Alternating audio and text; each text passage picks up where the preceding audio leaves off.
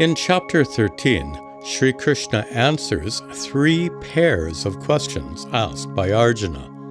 First, what are kshetra and kshetrajna, the field of experience and the experiencer? Second, what are jnanam and jneyam, knowledge and the object to be known? And finally, what are prakriti and purusha, nature and consciousness? Prakritim purusham chaiva kshetram kshetrajna eva cha etad veditumichhami jnanam jneyam cha keshava. Idam shariram kaunteya kshetramityabhidhiyate etad yo veti tam prahuhu kshetrajna iti tadvidah. Kshetrajnam chapi mam vidhi sarvakshetreshu bharata. Kshetrajnayor jnanam yattajnanam matam mama.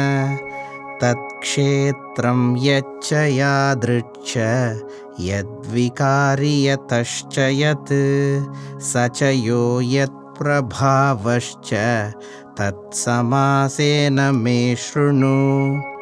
Rishibhir bahudha gitam chandobhirvividai pratak Brahma sutra pataischaiva hetumadbhirvinishchitaihi mahabhutanyahankaro buddhiravyaktameva cha indriyani dashaikancha panchachendriya gocharaha ichha dvesha sukham dukkham Sanghataschetana dhritihi etat kshetram samasena savikaramudahritam.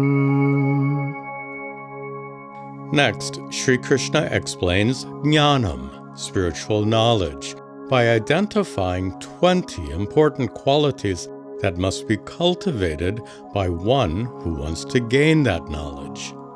Then he explains jneyam, the object to be known, as being Brahman, absolute reality.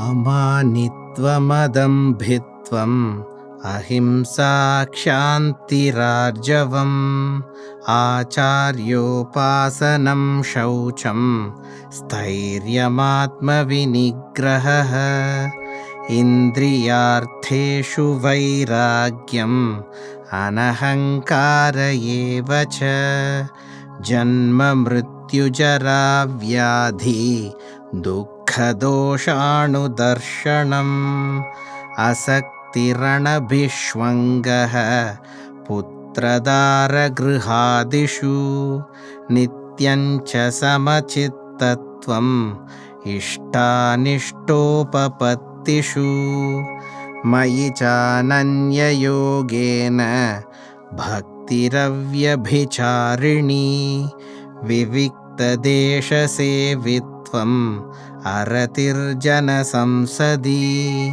adhyatma jnana nityatvam tatvajnanartha darshanam etajnanamiti proktam Ajnanam yatatonyata Jneyam yattat pravakshyami Yajñatvamritamashnute Anadimat param brahma Nasattannasaduchyate Sarvatah panipadam tat Sarvatokshishiromukham Sarvatah shrutimaloke Sarvamavritya tishtati Sarvendriya gunabhasam Sarvendriya vivarjitam Asaktam sarvabhrikshaiva Nirgunam gunabhoktrucha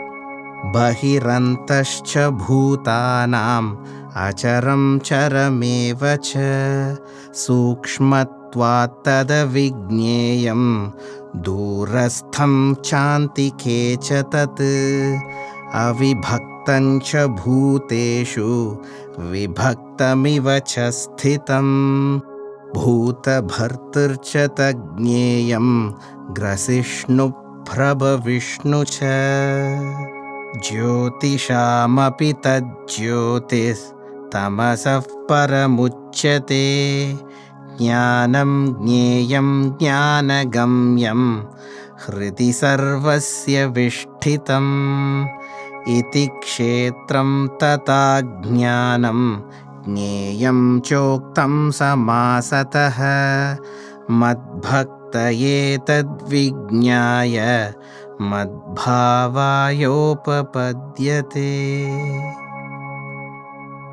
Finally, Sri Krishna explains Prakriti and Purusha. He describes Prakriti, nature, as the foundation or root cause for the entire universe. Then he describes Purusha, consciousness, as the root cause of all experience, knowing, and feeling. Prakritim purusham chaiva vidhyanadi ubhavapi vikaramscha gunamschaiva vidhi prakriti sambhavan karyakaranakartrutve hetuh prakriti ruchyate purushas sukha dukkhanam bhoktrutve hetu ruchyate पुरुषः प्रकृतिस्थो हि भुङ्क्ते प्रकृतिजान् गुणान् कारणं गुणसङ्गोऽस्य सदसद्योनिजन्मसु उपद्रष्टानुमन्ता च भर्ता भोक्ता महेश्वरः परमात्मेति चाप्युक्तो देहेऽस्मिन् पुरुषः परः य एवं वेत्ति पुरुषं प्रकृतिं च गुणैः सह सर्वथा वर्तमानोऽपि न स भूयोऽभिजायते ध्यानेनात्मनि पश्यन्ति केचिदात्मानमात्मना अन्ये साङ्ख्येन योगेन कर्मयोगेन चापरे अन्ये त्वेवमजानन्तः श्रुत्वा नेभ्य उपासते तेऽपि चातितरन्त्येव मृत्युं श्रुतिपरायणाः. In the remaining verses, Sri Krishna describes the glories of an enlightened person, one who has discovered his true inner nature to be pure consciousness, consciousness that pervades the world and abides in all beings, yet remains untouched by suffering of any kind. यावत् संजायते किंचित् सत्वं स्थावरजङ्गमं क्षेत्रक्षेत्रज्ञसंयोगात् तद्विद्धि भरतर्षभ समं सर्वेषु भूतेषु तिष्ठन्तं परमेश्वरं विनश्यत् स्वविनश्यन्तं यः पश्यति स पश्यति समं पश्यन् हि सर्वत्र समवस्थितमीश्वरं न हि नस्त्यात्मनात्मानं ततो याति परां गतिं प्रकृत्यैव च कर्माणि क्रियमाणानि सर्वशः यः पश्यति तथात्मानम् अकर्तारं स पश्यति यदा भूतपृथग्भावम् एकस्थमनुपश्यति तत एव च विस्तारं ब्रह्म सम्पद्यते तदा अनादित्वान् निर्गुणत्वात् परमात्मायमव्ययः शरीरस्थोऽपि कौन्तेय न करोति न लिप्यते यथा सर्वगतं सौक्ष्म्यात् आकाशं नोपलिप्यते सर्वत्रावस्थितो देहे तथात्मानोपलिप्यते यथा प्रकाशयत्येकः कृत्स्नं लोकमिमं रविः क्षेत्रं क्षेत्री तथा कृत्स्नं प्रकाशयति भारत क्षेत्रक्षेत्रज्ञयोरेवम् अन्तरं ज्ञानचक्षुषा भूतप्रकृतिमोक्षं च ये विदुर्यान्ति ते परम्। Om Tat Sat Iti Srimad Bhagavad Gita Upanishatsu Brahma Vidyayam Yoga Shastre Shri Krishna Arjuna Samvare Kshetra Kshetrajna Vibhaga Yogo Nama Trayodashodhyayaha.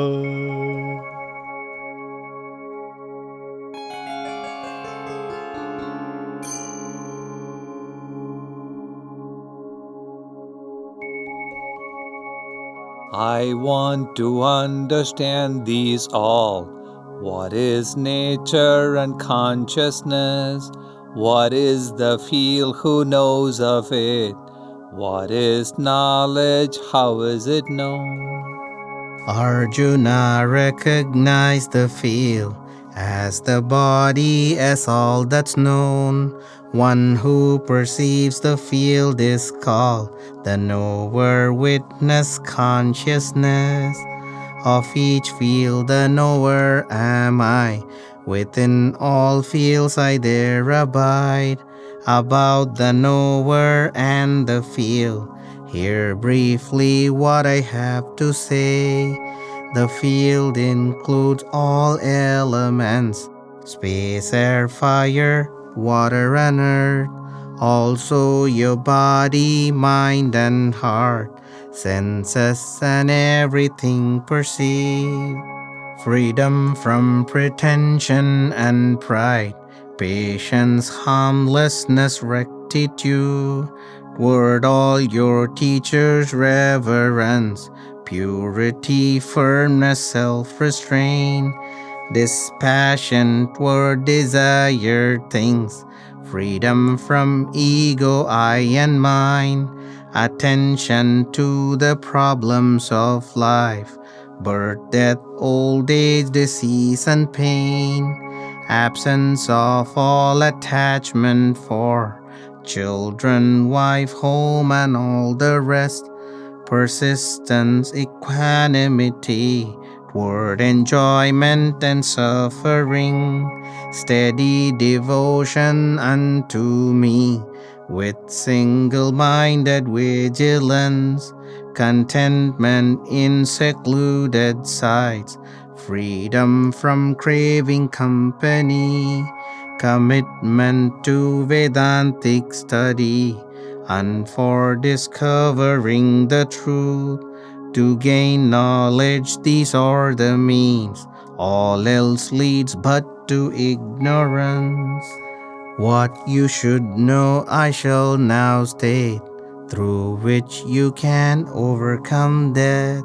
Brahman, eternal and supreme, beyond being and nothingness, outside and inside of all things, sentient and insentient, much too subtle to be conceived, so remote yet abiding here, undivided yet in all things, as though divided thus it seems, sustainer of all that exists, creator and destroyer too.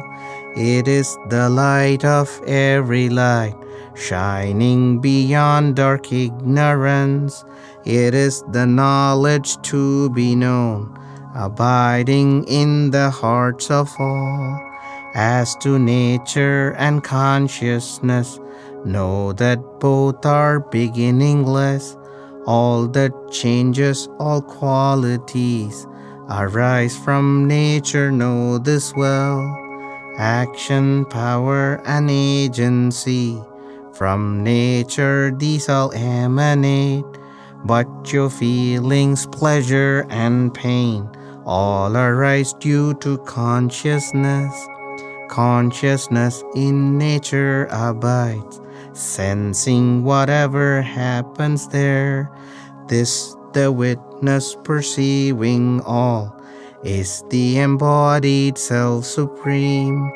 Whatever beings may be born, animate or inanimate, come from the union of the field with the knower with consciousness. Knowing the Lord who dwells within the hearts of all identically, remaining when they cease to be. Those who see this, they truly see. All actions done in every way take place due to nature alone. The conscious self remains detached. Those who see this, they truly see. Just as space immaterial pervades all yet is undisturbed, so too the self remains untouched, though pervading the body's form.